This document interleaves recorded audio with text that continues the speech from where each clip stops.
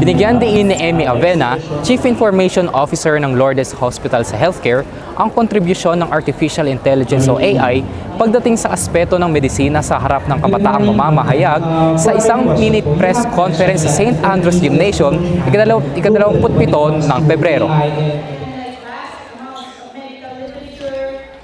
Hinikayat ni Avena ang mga kabataang manunulat tungkol sa integrasyon ng AI pagdating sa kalusugan na tumatalakay sa iba't ibang aspeto tulad na lamang ng paggamit ng AI para gawing kasangkapan sa medikal na layunin.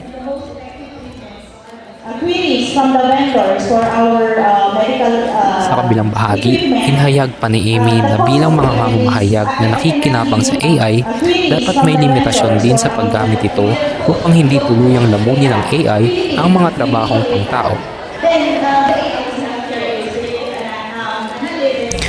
Inilahad ni Avena ang pagtatapos ng 1-hour mini press conference sa pamamagitan ng pagpahayag na naglalayong ang pinaghahandang proyektong ito para sa kinabukasan ng Pilipinas na mas mapadali ang mga profesional na may trabahong may kaugnayan sa medikal at kalusugan tulad na lamang ng pagiging doktor at nurse. Para sa Lipad Palanyag, ako si Charles Balangin. So, nagkataon na, syempre AI,